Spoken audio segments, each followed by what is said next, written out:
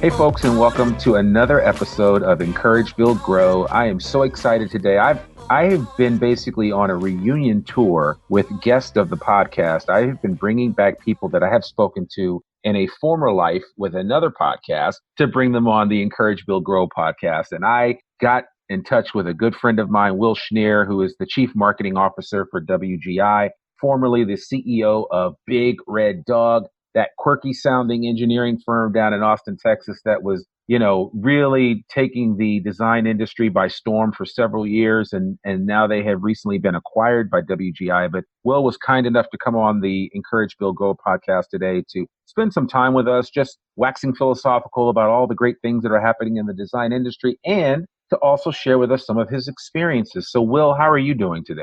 I'm doing very well. I'm happy to be here. Thank you, Randy. Good. Well, no, it's awesome to have you on. And we had a chance to dialogue and talk a little bit before we started this podcast. And, I really wanted to just kind of check in with you. It's been a couple of years since we actually spoke on a podcast, and we actually did several podcasts together, several of which that I would say were highly rated podcasts on a former show that I used to do. And people would always ask me about those. And I know you were a big listener of the podcast as well. I think there needs to be more dialogue in the design industry with engineers and architects, landscape architects, and environmental folks, construction management. We just need to talk more about what's happening in our industry. I think too often we just have our heads down and we're busy, and there's not enough dialogue going on. So that's why I wanted to bring you on the show.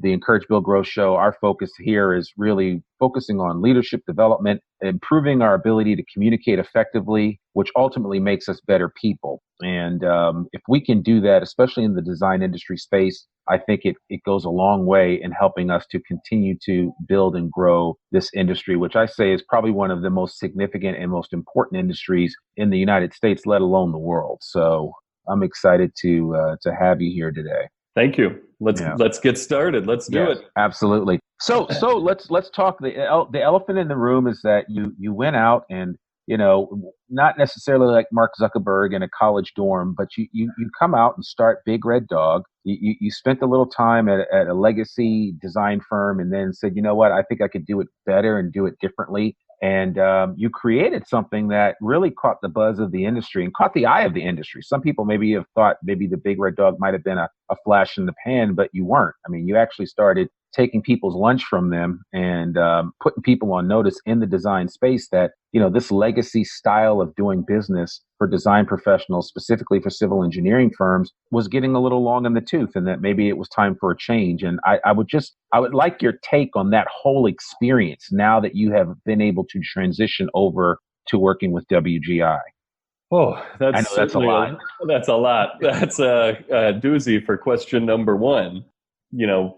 When we started Big Red Dog, it was 2009, May 1st of 2009. It was the bottom of the recession. Yeah. And I would be remiss if I didn't mention that, the success and wins that Big Red Dog had along the way were due in large part to efforts other than my own. Perhaps my biggest contribution was being the guy crazy enough to name the firm Big Red Dog and hang a shingle and then let it grow from there through the efforts of others. But we absolutely had a wonderful team. We grew to over $18 million in top line revenue and over 115 people in less than 9 years. We mushroomed in from 3 guys in a shared office in Austin, Texas, to 5 offices and 4 service lines at the time we joined WGI. And so we joined WGI January 1st of this year, 2019. And we just really hit the halfway mark on year 1 with WGI. And it's been a wonderful first 6 months. I had been through acquisitions prior to Big Red Dog. I was a Carter and Burgess veteran and was part of that Carter and Burgess team during the Jacobs acquisition. That happened, I think that was either 06, 07 timeframe, certainly pre-recession. And then we really started Big Red Dog as, because of the Great Recession of 2008, 2009. It was a great time to hit reset.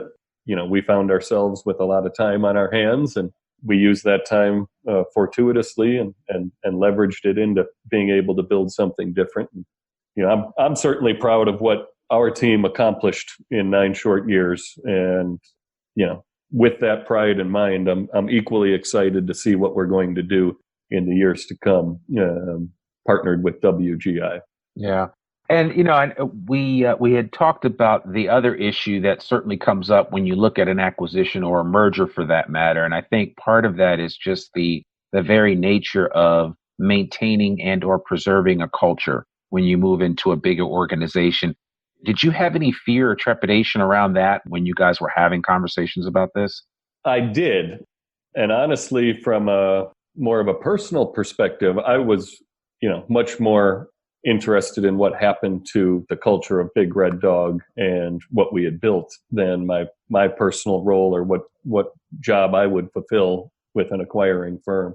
We were approached consistently, especially over the last 3 or 4 years.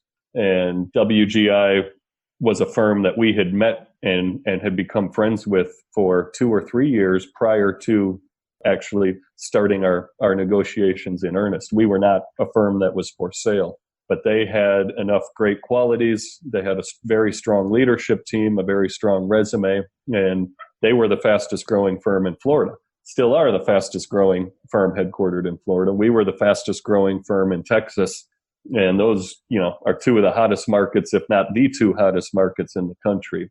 So that made it very attractive. But ultimately, if you're going to sell your firm, you want to sell your firm to a group of people that you trust and that you believe you can partner with and build something better as a result of selling. And we think we found that in WGI. And the first 6 months have done nothing but proven that out.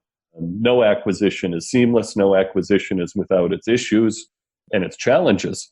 But the challenges we're dealing with are actually opportunity-based challenges, not necessarily personality or culture-based challenges right now. And I think that's really a testament to the quality of the 2 firms that got married. Yeah. And I think just listening to what you're saying, and it's important to note that the cultural piece kind of worked out for you guys, which doesn't always happen. I think the big question now is, how do you slay bigger giants now that you guys have merged with WGI, and what does that look like? And since you're on the marketing side of things, what are some of your aspirations and or goals that you'd like to accomplish? And are you trying to replicate some things that you had success with at Big Red Dog within the confines of WGI? Yes, we are, but we're certainly not trying to recreate Big Red Dog's brand positioning or voice. At the same time, we're not necessarily trying to preserve without changing the WGI brand positioning or brand voice. Truth be told, the impact of WGI absorbing Big Red Dog is having changes in the WGI ecosystem that are positive. The firm's, younger from an age perspective now. The firm's more diverse from a geographic perspective and more diverse from a client-based perspective, and we certainly at Big Red Dog brought the Texas geography as a primarily private client-driven market. WGI brought, of course, the Florida and Midwest geographies and the public-driven market. And so there wasn't a whole lot of overlap in terms of geographies or redundancy on the leadership team. Our leadership team all had roles to fill within the new company, and WGI did a great job of integrating our leadership team into their leadership team. Matt Stewart was our chief operating officer pre-acquisition, and now he's responsible for the Texas market for WGI. Matt and I go to West Palm Beach, our headquarters, frequently. A dozen leadership team members frequently visit the Texas markets from Florida, and that's not just once a quarter. I bet every other week some corporate officer of the company is in one of the Texas offices, showing their face, hearing from the team, understanding how things are going, asking questions, and ultimately ensuring that the integration is going smoothly. But you asked about overarching goals and what we're doing on the marketing and branding side. I've always been the mindset since we started Big Red Dog, really a product of the way we started with no money and no clients. We had to figure out how to make a big marketing impact without a whole lot of resources, financial or people related resources. And we were very successful at that, although we are in an industry where it does not take a whole lot of heavy lifting to move the needle from a marketing perspective. If you even look at the top 2 or 3 largest companies in our space, the 50,000 person plus firms, their content, their branding, their marketing is strong, but it's not strong compared to, a tech-based scene or a Silicon Valley-based scene. And so why do you think that is? I'm just curious. I think it's a nature of our business. I think it's a, stagnant nature of our business. The worst phrase, and why I fell in love with WGI's CEO and the way his thought process was, David Wantman, in our very first serious meeting about joining forces, he started off saying something, "You will never hear me say we're doing it like this because this is the way we've always done it." When we join forces, we're going to figure out how to do it better on both sides. And that was the key to my heart and the key to our leadership team's buy-in, a lot of that. And that's remained a true statement. It's an industry, you've all heard the old adages, outgoing engineer is one who looks at your belt buckle instead of your shoes when he talks to you. and those are the ones who are outgoing. So, it's, another industry that I think is mired in that today is the legal industry. Yeah. There's very little innovation in the branding and marketing. They all look the same. They all talk the same and act the same. Throw away the ones who are on late night TV looking for ambulance cases. Right. And meso cases and whatever else they're looking for. But, the standard law firm, it very much is like our engineering industry. Architects do it marginally better, but the trap a lot of design firms fall into is talking about themselves. Yep. If they're marketing. So their first step is do some marketing. So what do? They make a website and get some social media accounts. How many AEC firm websites have you gone onto their social media accounts? They haven't been touched in years. I mean, all the time, daily. I'm seeing these. Yeah. So their next thing is, build a website and talk about ourselves, how great we are. No client wants to hear about how great they are. They want to hear about how you're going to solve the client's problem. Right. Or make the client more successful. So much of it is brand positioning and voice, but then the way you build your marketing machine should really make it easy for a client or a prospective team member to contact the firm, immediately get in touch with somebody and start having a dialogue. And we use the term the WGI on-ramp. So our big overarching goal with the WGI on-ramp and our branding and marketing program is that when somebody, a new team member, new prospect, whether it's a team member or a client, contacts WGI for the first time, they already know who we are because of the content we put out there, which includes our own WGI Unleashed podcast, which publishes a new episode every 3 weeks, whether it's through our thought leadership in the design community, our online content, the robustness of our online platforms. We're actually getting ready to launch a brand new website here in early August, which will be the first new website for WGI post-acquisition.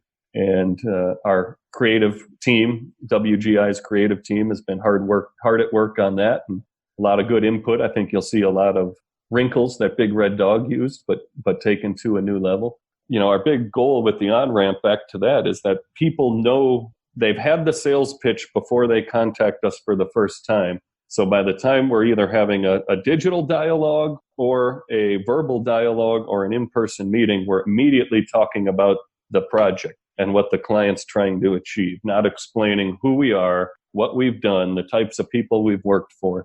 They already know all that information. They know who we are.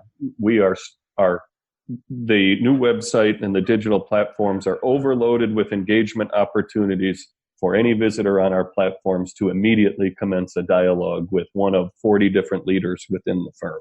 And I'm really excited about that. I mean, we've even built in geolocating. So you're only, when you'll be on our website, you'll only be seeing leaders shown to you to contact who are within your geographic area. We've put in retargeting in it. So if you've been on our website, we'll be able to retarget you with relevant content on other platforms, not any content we produce. But if you're looking at the design build page, for example, or the geospatial services page, and you're looking at a lot of that content, we'll be able to follow you around and feed you up other things that you will find relevant that pertain to those subjects that you expressed an interest in, not necessarily, environmental services or landscape architecture if you didn't look at those pages. So this is going to be a very robust website that we're launching here in a couple of weeks. And that is really setting the groundwork for the WGI on-ramp that I mentioned. We're just going to keep layering in some of the best practices that are used in B2B exchanges, B2B business, from people who do it better than us. And, Randy, you and I both, if we're not digital natives, we're certainly early adopters. Yes, absolutely. We may not have grown up with the internet, but, we all are always doing our research online. Whether we're buying a house or a car or a small ticket item like, some golf clubs or, maybe a new dress shirt, we're looking online for that stuff. We're not necessarily walking into a physical office or physical store looking first. And our clients are doing the same thing, and prospective team members are doing the same thing. They're doing online research, and they're on our website and our competitors' website, and it's all a matter of capturing their attention and giving them something of value so that they keep coming back. We've talked about this before on previous podcasts about, how to sell is, give them something of value with a means to ask for more. Right. And that's really what we will be doing with the on-ramp. And I'm incredibly excited about it. I think within a short period, probably measured in a year or less. So if we had a podcast in next July or August, I think you will see WGI really pushing the envelope with our marketing and branding efforts and dragging some of the legacy firms along and showing them where they need to improve, because we'll be doing it live and in real time. So I'm incredibly excited about it. Yeah, you should be. I actually have a couple of questions for you, and I'll start from where you just left off and go backwards. But the first question is specifically with the podcast. You obviously see the value of it. I know you had a podcast with Big Red Dog, and you've kind of morphed that into, and I've actually had Sean on this particular podcast talking about doing the podcast and the impact that that's had on him and the impact that it's had internally at WGI. I'm trying to get more design firms to drink the Kool-Aid when it comes to podcasting. In a nutshell, tell everyone why podcasting makes sense to do, even if you just do it once or twice a month. Why? It's another content stream that is only gaining in popularity. It's not the sewer that is Twitter. It's not the, storyboards that is Instagram. It is the podcast universe allows you to target a very niche audience. And in our case, our podcast is exclusively geared towards showcasing the people and culture of WGI with the sole purpose of attracting more like-minded people or people who want to be part of that culture into the firm. Yeah. We don't have a podcast right now that targets prospective clients or clients of the firm. That may happen as we get the bandwidth and resources freed up to do it. But, the fact of the matter is, in our industry, the biggest problem all of us have today is attracting talent. Mm-hmm. And the talent that is available is millennial talent. And that millennial talent's listening to podcasts, and culture is important to them. The way that company positions their associates or their people is important to them. One of the big things we're putting in place at WGI now is we're leading with our people, and our people talking about our clients' issues and how they solve those client issues, and making our people accessible. We're not leading with the pretty renderings or the pretty pictures. It is very much a people business, and in a talent-starved market, it becomes even more critical that you focus on the people. So our podcast is really, it's niche for our industry, but I don't know of any other firm in our industry that has a podcast geared towards a recruiting angle. And our people love talking about their job, and they love talking about what they do for our clients, and showcasing them on that podcast is a great vehicle for them to tell their story and to share the culture of WGI with the outside world, and in theory, attract more good things to that culture. Listen, so I wholeheartedly recommend it. I'm in the car all the time. I listen to podcasts all the time. I know. I remember that call one time I got from you. You told me you were driving from Houston to Austin, and you had binged listened to a bunch of my old podcast episodes, and I was like, wow. But, I've heard that from several other people. I heard somebody that was driving like halfway across country and they listened to like 19 of my episodes in a row. I said, I don't even listen to myself that much, but the beauty of podcasting, and I'll switch gears in a second, but because I think it's important for people to understand it, it's not dependent on time. It can be consumed in so many different ways. And even like this, like we were recording a video of this, but I'm going to create this into a podcast. And the beauty of it is that there is really valuable information, and it leads to what Gary Vaynerchuk talks about, which is kind of like the be everywhere mentality, where you're able to make this information available to the widest audience possible. I've listened to several WGI podcasts, and I've like, it's almost like I know some of the people that work. I mean, I already do, but I know some of the people that work at WGI that I've never met because of the podcast. I know what they do. I know why they like working at the firm and what makes the firm special. And you can communicate all that without trying to sell somebody on a job description or a potential salary or anything like that. You can just be real with people and say, hey, this is what makes my job great. And this is why I like coming to work every day. And somebody else listening to that can say, wow, I want to experience what he's experienced. I want to experience what she's experiencing. That's right. And that's where the dots get connected. That's right. And, I'm not trying to hide any secrets here. It's all about effort. Podcasting has an incredibly low financial barrier to entry. You can start a podcast for less than a couple $100, if that. But if you got to consider the man or woman coming out of a university today, if you don't have these marketing resources at your disposal for them to access from their dorm room, from their campus, while they're considering where to interview and what part of the country to live in, someone else does, and they're going to get their eyes on those, and they're going to be more likely to go interview and consider that place than the place who does a poor job of promoting their culture and their people and making, like Gary Vee said, that's the exact same concept of the WGI on-ramp. Make the content available in multiple channels, easily consumed, with a means to ask for help or more, or add an inquiry to it. It's all, this big design community heuristic that all of us are trying to address. But Gary Vee is a good example of someone who is pushing the envelope. If an AEC firm did a quarter of what Gary suggested, they'd blow the field out of the water. It would kill it. They would kill it. Or if any law firm did too. I mean, back to those law firms. It applies in any industry. It applies in any vertical within any industry, I think. And I think that is the big thing. When I heard you say retargeting and remarketing, which, I got kind of goosebumps because that's something that I'm actually working on myself internally. But that is certainly something that design firms don't even discuss or talk about. And it's just the idea of people coming to your site, looking at certain things, and then they go off to Facebook.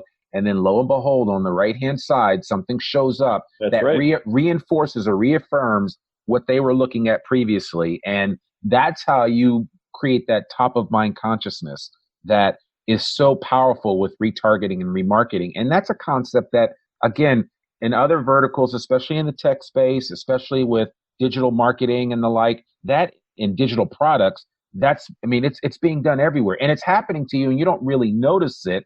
But it's like, how do you make that work on the design firm side? How do you create those ideas? And I think one of the important things to remember, and somebody told me, he said, listen, we can create the best remarketing or retargeting program in the world, but the content still has to be relevant. That's it. If you don't create good content, it's not going to matter. And we every day, our creative team here at WGI is saying, great, they clicked on the ad. Just because they clicked on it doesn't mean it was successful. They need to click on it, and then they need to go do 1 or 2 or 3 other things or more on the website to make sure we have captured a captive person. If they click on the ad and then they get served up something that's irrelevant or not of value, they're going to bounce right off your website, and you've just blew the cost per click dollars on that. So that's, I said cost per click. Retargeting is another thing that is a very low barrier to entry. I mean, it can be as little as $10 a day. It can be as much as $10,000 a day. You don't need to spend that in our industry to make a big impact. These are all concepts that we're not inventing. We're just borrowing from other industries that do it very well. Nordstrom's, Macy's, Cabela's, go all the way down the list. They're all doing this retargeting. If you shop for something at Nordstrom's, that thing you looked at, maybe it's a shirt or a pair of pants, it's going to be following you around for a few weeks, as a digital banner ad. Right. And at the end, they may get desperate and lower the price and say, click here for a discount on the item that you still haven't bought yet, Randy. But it happens to me, and you watch it and you're like, hey, this is kind of cool. Invariably, you click. It takes a leadership team that is very comfortable with those two new technologies in order to put that in place in our industry. If you're this is the way we've always done it mindset, it's not going to happen. But we've been very fortunate. The leadership team at WGI, which I'm proud to be a part of now, very much takes the mindset of technology first, early adopter. We're going to figure out how to do our job better and more efficiently using technology. And our marketing and branding efforts are really an extension of that mindset, not just on the operational front lines where we produce the revenue, but also on the back end. I mentioned marketing, but it applies to our HR and administration also.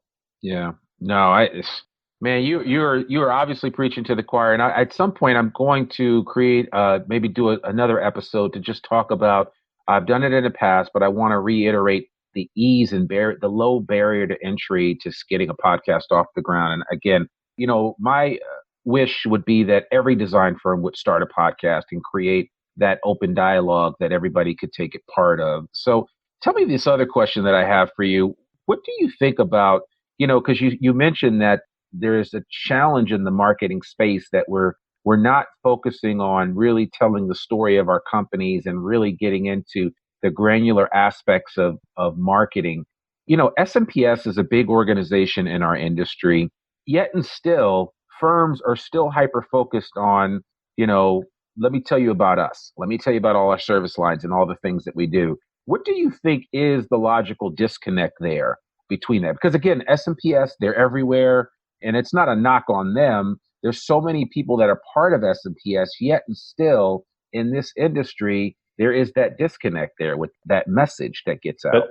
And S&PS is a great organization and certainly has its role. I'm not an S&PS member, but I'm going to their Pinnacle conference here at the end of the year in Denver. Their national secretary is a member of our leadership team at WGI. So we're well invested in S&PS, and it definitely has its purpose.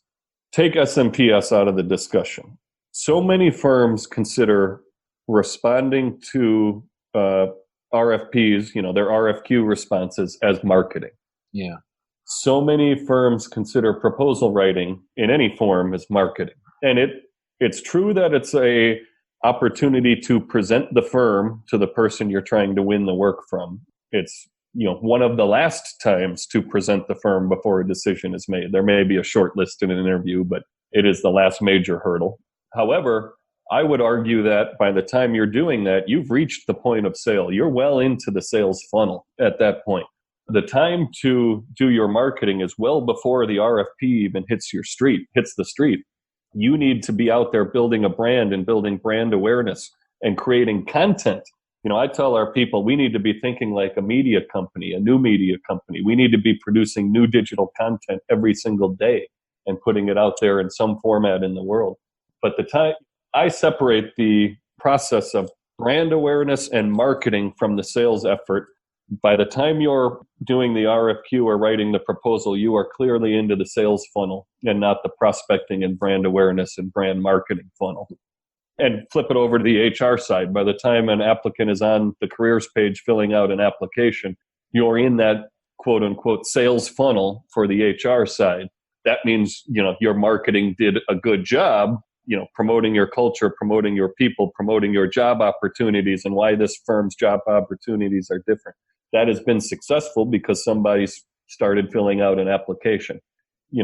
On the private side, you get asked for a proposal because those preceding efforts were successful. On the public side, an RFQ is out, anyone can reply to it. It's a public RFQ. But if you didn't develop a relationship with the client, that client didn't go through your marketing and branding funnel before that RFQ came out, you're really behind the eight ball and competing against firms who did go through that process, who have met with the client, the public client, do know what the public client's trying to achieve, and has for months been brainstorming how to put together the best sales process.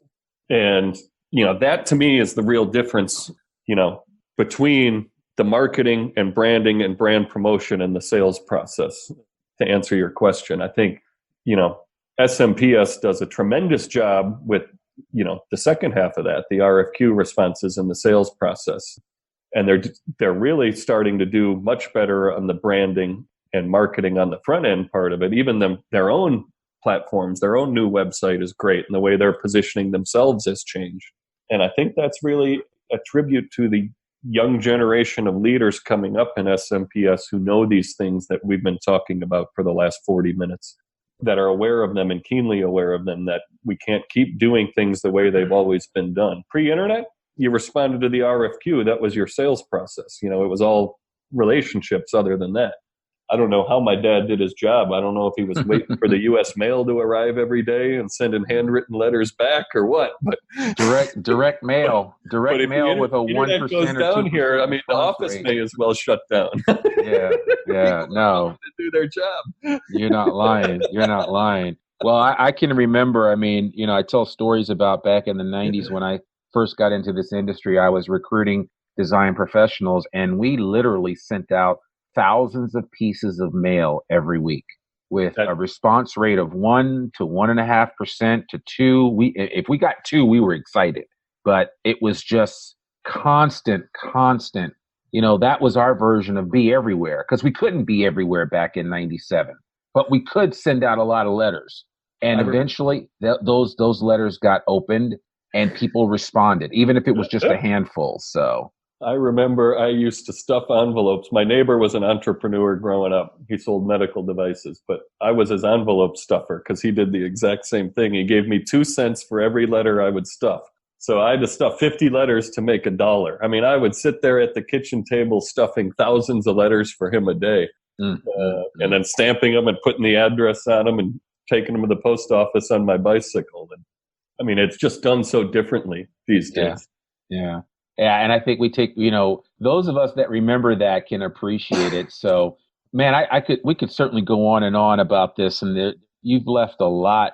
You've thrown a lot of meat over the bow, if you will, for people to digest and chew on. If I'm a 50-year-old design firm owner, and, I have kind of been loath to embrace a lot of what we've been talking about today, what would be 1 or 2 pieces of advice that you would give them about kind of embracing the direction in which the market is headed is already there, really? Because honestly, in the next 2 to 5 years, it's going to be drastically different than what we're experiencing now. I think voice is going to be huge. It already is, but it's going to get bigger. People are going to be searching for things, and they're going to ask Alexa and Google about firms that they could contact for X, Y, or Z. And if you don't have a prominent voice platform in place, you're going to miss out. I mean, so I'd just be curious, not to scare anyone, but anybody that's kind of reluctant or on the fence about kind of embracing this and still holding on to that's not how we've always done things mantra, what would you say to them? What 1 or 2 pieces of advice would you give them?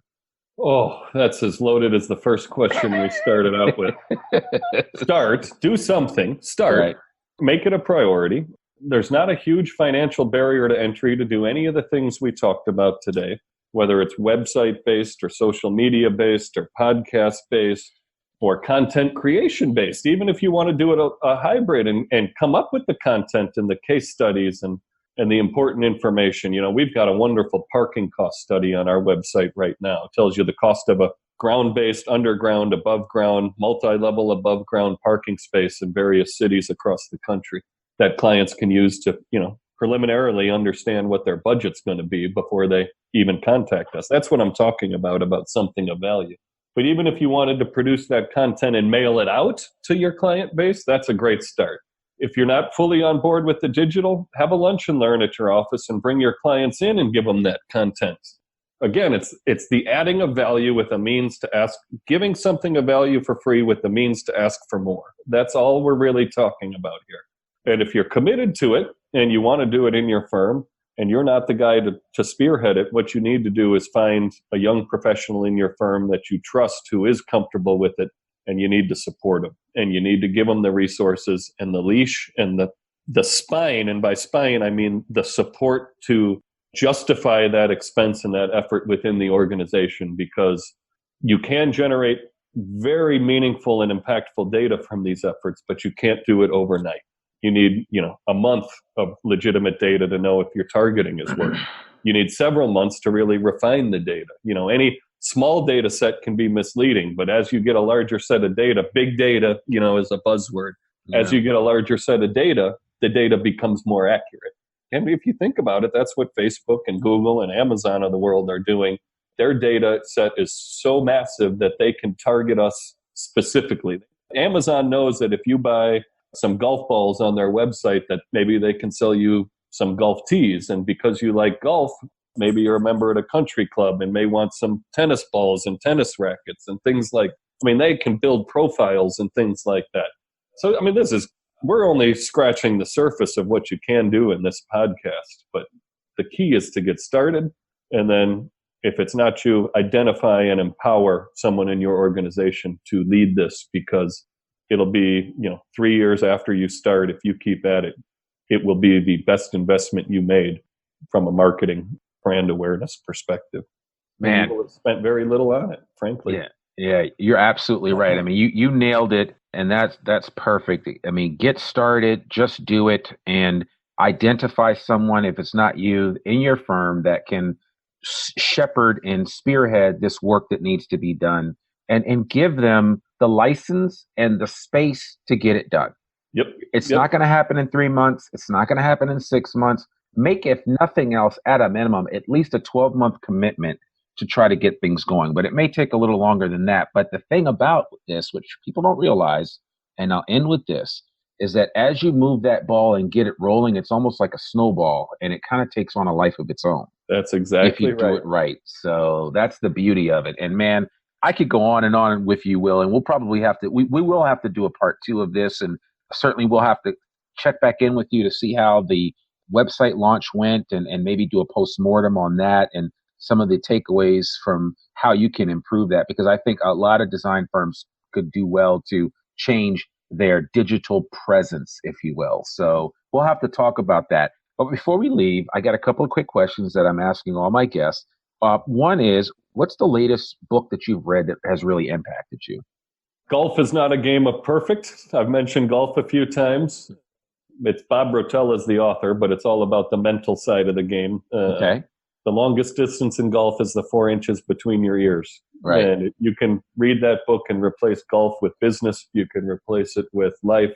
Okay. You can replace it with fatherhood. You can replace it with being a husband. It's not a game of perfect. Right.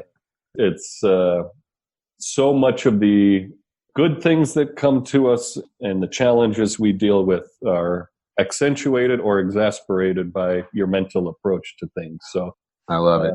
That one, and then Radical Candor from a business book perspective is one that I just wrapped up on the plane. I'm on a plane a lot more now, right, as part of WGI, which okay. gives me a lot of time to think and a lot of time to read. As a Texas-based CEO, I was in the car all the time. Now I'm back and forth to Florida monthly, if not more frequently. So my 3-hour car rides from Austin to Dallas or Austin to Houston have been replaced with 3-hour flight from Austin to Florida, which is, of all the places you have to spend time in life, Austin, Texas, and West Palm Beach, Florida are not too shabby. I'm not crying for you at all. That's for sure. I am not going to cry for you. So listen, last thing, favorite quote. Is there a quote that inspires you or really moves you? Yeah, the man in the arena. It's on the bio of my page here for WGI. And that's consistent with what we've talked about today. You can snicker at the man in the arena, but if you haven't been in there yourself, right, be careful. Don't comment on the splinter in someone else's eye and miss the log in your own. Yeah, no, I love that. I had to get very comfortable with that. Remember, I was a 27-year-old, 28-year-old kid who started a company called Big Red Dog and wanted to be taken seriously in 2009. So I had to get very comfortable with being the man in the arena and the company in the arena. And once you're comfortable with that, you get this Teflon skin in this industry, and you're comfortable going anywhere. Oh, I love that. We'll certainly end with that. If anybody wants to reach out to you, Will, and just kind of chat with you or find out more about what you're doing, what's the best way for them to do that? Visit our website. You can email me the most direct way. Okay. I'm also on LinkedIn. But Will.Schnier, SCHNIER, at WGINC.com. Yeah, and we'll put all of that in the show notes so that anyone wants to reach out to Will or wants to just check out WGI's website, they can do so. I'm also going to put a link to the podcast because it's one of my podcasts that I do listen to on a regular basis. So if you want to get an idea of what a good podcast would sound like from a design firm, WGI's to me is a great example of that. If you want to talk more about that, and that's to anyone listening here, I'd be more than happy to kind of walk you through your options with regard to that, because I've been known to start a few podcasts myself and have had some success with it. So I could certainly. Yours, Randy, as a plug, yours was the impetus for ours, originally at Big Red Dog, and now we're on version 2.0 at WGI. So we thought, Randy's doing a great job here. Our people love being on it. I love being able to share it. It's another one of those pieces of content that's getting out there, whether it's your own content or somebody else's. This is our 5th one we've recorded. I've done 3 or 4 more as Big Red Dog and WGI. So, you were the inspiration for us starting ours originally, and I'm grateful for that. And, hopefully we've made you proud and done a good job of showing, that it's possible and that it's relatively easy to do. It takes no more than 45 minutes to record a podcast, maybe another hour to post-publish it, clean it up and get it ready. And then it's live. I mean, and the equipment to do it. I'm using a free set of headphones in my computer here, and we're on Zoom, whose stock is zooming, by the way. It is zooming. I bought some of it. I wish I would have bought more of it. Yeah, it is. I've moved over from Skype, so using Zoom is so much nicer now. And again, I know sometimes it can seem overwhelming, but just getting started, I think, is the overall message that we want everyone to get from this. And Will Schnier, I couldn't be happier for you. I couldn't be happier for all the team members of Big Red Dog that have made the transition over to WGI. I think the world of David Wantman and the rest of that team, Michael Davis. I mean, you guys, it's a match made in heaven. I remember when you guys were Big Red Dog by yourselves, and I know there was always talk about if there was ever a possibility for a merger or an acquisition. You guys were looking for firms, and it was always looking for the right culture. And it seems like you guys found a home, and they found a relationship that is going to hopefully stand the test of time. So I wish you guys nothing but success, and I will be on the sidelines cheering you guys on, and I look forward to all of the future exploits that you guys are able to accomplish. So thank you so much for coming on the podcast. I'm happy to do it. Thanks for having me, Randy. It's been a treat. Awesome. Always is. Yeah, for sure. We'll do it again. But folks, there you have it. Another episode of Encourage, Build, Grow. It's so great to have Will Schnier and his mind on this podcast. I hope you guys are enjoying what we're doing here at Encourage, Build, Grow. If you are having challenges or you need help wanting to come up with ways to develop better leaders, to create better communicators, and ultimately build better people for your firm, reach out to us here at Encourage, Build, Grow and learn how we can help you out. We also can help you a little bit in the digital marketing space. And certainly, if you ever want to try to start a podcast, we can help you with that as well. So we appreciate you taking time to listen today. Thank you so much. And we will be back next week with another episode of Encourage, Build, Grow. You can check us out online at any time at encouragebuildgrow.com. I'm your host, Randy Wilburn, and I will see you next week. Bye for now.